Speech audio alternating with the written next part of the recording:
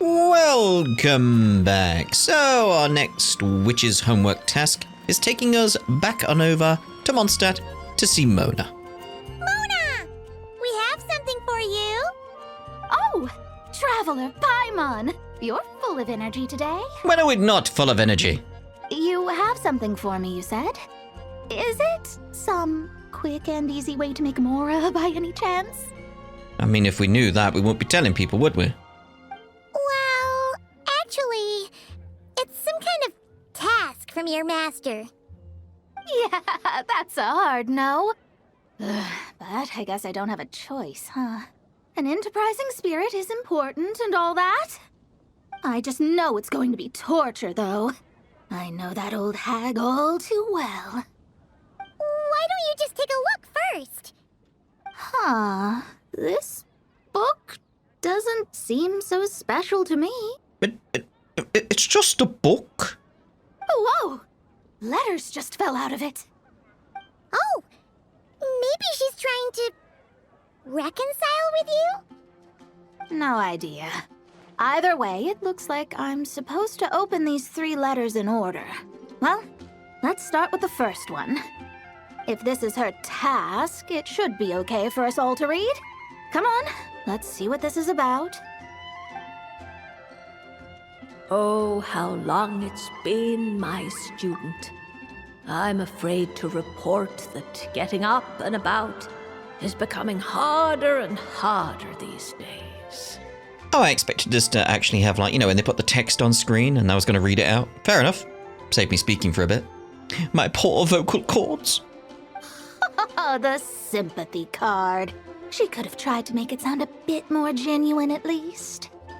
Remember when I would chase you and you would run for dear life, trying to use that hydro phantom of yours to distract me? Oh, seems like it was just yesterday. Now you're off on your own, and I laze the days away in my rocking chair. I really should get some exercise again. Well, then get it some other way, you old hag. Oh my, quite upset, aren't you? On second thought, this seems kind of private. Now, I'm sure you're curious as to the purpose of this letter. And to that, I say this. If you want to learn how to predict the fate of an entire kingdom, or even the entire world, head to Sumeru and search for the gate to an underground kingdom. Once there, open the second letter. Huh. But she knows how to lure people in, that's for sure. Is she serious about passing on her secret technique? Guess she really is getting old. You two have such a weird dynamic. When you talk about sentimental stuff, you fight. But when it comes to dry academic stuff, you get all emotional. Anyway, this gate to an underground kingdom sounds familiar. Wait, you've heard of it? Yeah, it should be the same one we're thinking of. Perfect. I don't even need to investigate then. Oh, that means no hired guide, no lodging, no shelling out Mora left and right. Come on, there's no time to waste. Let's go. And since you didn't mention a transportation fee just now, Paimon's guessing that means... Yep, same method as usual. Let's go. Do I have to make my whole way there? No. Water teleportation. This brings back memories of summertime. It's actually kind of refreshing. Now, what if you hadn't been here before? That's my question. Because obviously this is going to be the gate to Conria, right? So, this is the gate to the ancient kingdom of Conria. Like I said. I'm sure a lot of secrets and tragedies lie behind it. Well, let's open the second letter. Let me see here. Yep, it's this one.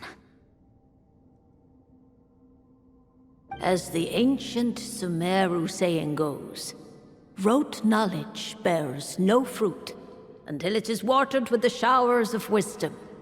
With that in mind, there is a phenomenon in this land known as the Sign of Apausha. It is a celestial mark that burns in response to an all too ardent desire for the truth. In that sense, perhaps it's more fitting to call it a sign of truth instead. The records of this ancient kingdom state there are several large subterranean lakes in Khaenri'ah, clear and calm as mirrors, whose surfaces reflect the true stars. This is because the sign of truth created in the water is able to bypass the false sky and connect to the outer universe. I had no idea. To observe the gravitational forces and influence of celestial bodies, one must be able to see past the false sky. Only by obtaining these cosmic parameters can one predict the fate of this world. Now, my task for you is as follows. Open a sign of truth in front of the gate to Khaenri'ah. The rest is a bunch of stuff about the ceremony the old hag came up with to summon this thing. Yeah, all these planetary trajectories and runes. Paimon's not even gonna try to make sense of it. It makes sense to me. You need to study up, Paimon. So, what do you say, Mona? Are you gonna attempt it? Well, I hate to admit it, but it looks like the parameters she came up with could work. I mean, we made the journey here, so... Frankly, this prospect is quite exciting, and heading back now will just cost me another night of lodging, so no better time than the present. Emissaries of the enduring stars, wanderers over ecliptic and equatorial planes, radiant celestial brethren. Traverse the twisted paths of the cavernous void. I, Mona Magistus the Astrologist, invoke the power of Hydro to balance the scales.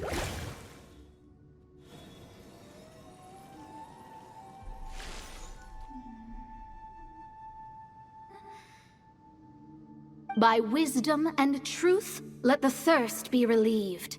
I, Mona Magistus the Astrologist, summon you, O stars, to stand before me! Did it work? Uh-oh. Ah! Monsters! How did that happen? Monsters appeared. No dice. The sign of truth only opened long enough for the monsters to slip through. Darn it. I didn't get a glimpse of the real stars at all. Whatever. I'll just take it out on you! The ceremony failed, but the old hag's new theory seems workable.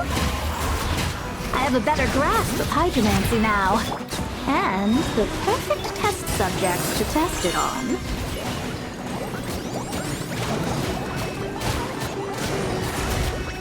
No. Let's see. Indeed. Phew! That's that. Well, the old hag said to open the third letter once it was all said and done. But I couldn't make it work. So, should I still open it? You know, Paimon thinks she understands your dynamic a lot better now. Look, she didn't say you had to successfully complete the ceremony, so you can open it. It'll be fine. I imagine the letter will be like, so, it didn't work. Be like, how did you know? I guess. All the same, I doubt she has anything nice to say. If you're reading this, it means you attempted to open the sign of truth. Seriously, I can't believe you actually tried it. What are you laughing at, you old hag? Khaenri'ah was home to several lakes of stars, rendering the fabric of space in that area comparatively unstable. As a result, attempts to break through the firmament through non-physical means were more likely to succeed. In any case, I knew this place was well hidden and wouldn't be frequented by too many people. As such, any negative effects of failing to open the sign of truth would remain small scale. And of course, as my student, I felt sure you would have the chops to deal with the abyssal creatures that roam beyond the false sky. Even if you couldn't beat them, I am certain you could outrun them. You always were fast on your feet. Ah, connecting hydromancy to the kind of wisdom that quenches thirst. Truly, my genius knows no bounds. The practical application of the scry glass has also reduced disturbances caused by the false sky. I'd like to see Alice try and top that. Mona cuts it off there. Apparently, the old hag proceeds to brag for a further few thousand words. After sorting through the observation results, you all return to Mondstadt.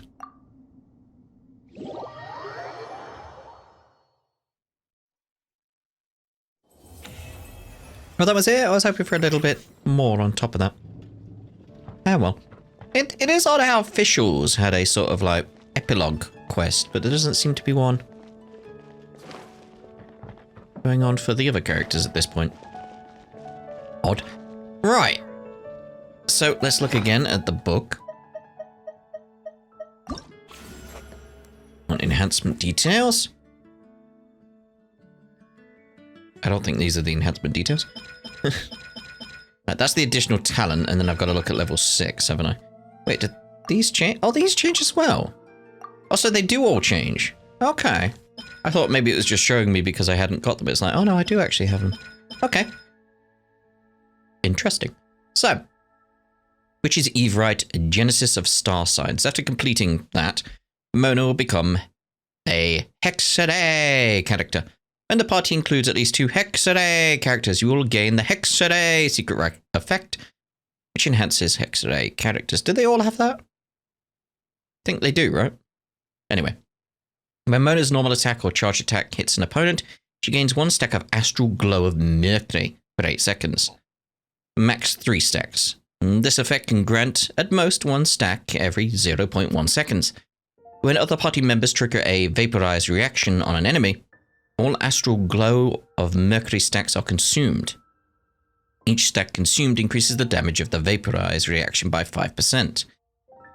Additionally, when Mona's normal attacks or charge attacks hit an opponent, the enemy's omen duration is extended by 2 seconds. This effect can trigger at most once every 0.5 seconds. It can extend the omen by up to 8 seconds through this method. I didn't want to go back, I wanted to go down. So that's before. Right, so before is when any of your own party members hits an opponent affected by an omen, the effects of Hydra related to elemental reactions are enhanced by 15%. Those ones. Additionally, when your off-field party members trigger the above reaction, the damage bonus the above Hydra related to elemental reactions is enhanced by 260% of its original effect. That's very interesting. Lunar Chain. When a normal attack hits, there is a 20% chance that it will be automatically followed by a charged attack. Additionally, within 5 seconds after Mona unleashes her elemental burst, Stellaris Phantasm, her next normal attack that hits an enemy will automatically trigger a charged attack. The aforementioned charge attack effect can only occur once every 5 seconds. When Mona's charge attack hits an opponent, all nearby party members will have their elemental mastery increased by 80 for 12 seconds. Okay, that's actually very interesting. When any party member attacks an opponent affected by an omen, their crit rate is increased by 15%. When any Hexaday party member attacks an opponent affected by an omen, their crit damage is increased by 50%. But the damage from that one, ooh. Shame I don't have that. Yeah, this opens up opportunity. Like, it really is proper buffs, isn't it? Alright. So, while Mona is... What was it before? Yeah, so upon entering Illusory Torrent, Mona gains a 60% increased damage of her next charge attack per second. of movement. A maximum damage bonus of 108% can be achieved in this manner. The effect lasts for no more than 8 seconds. But while Mona is the active character, while she is in the illusory torrent state, or there are opponents affected by an omen nearby, she gains 60% increase to the damage of her next charge attack per second. A maximum damage bonus of 108% can be achieved in this manner. The effect lasts for no more than 8 seconds. Additionally, the damage Mona's charged attack deals to opponents affected by an omen will increase at 200% of the original damage. Ooh. It's like, yeah, these are some proper buffs we're getting with these characters. I wonder what I get with Journey, because he only just got introduced, so it's like, huh. But we're not going to be looking at him next. We're going to be looking at Razor next, because what I'm planning is doing Razor, then Journey, and then we'll do Journey starter quest. Makes sense to me. Makes sense to me. So, Razor. See about you with Lupical. Oh, Lupical. So we'll see you in the next part over at Wolvendom. Ta-da for now.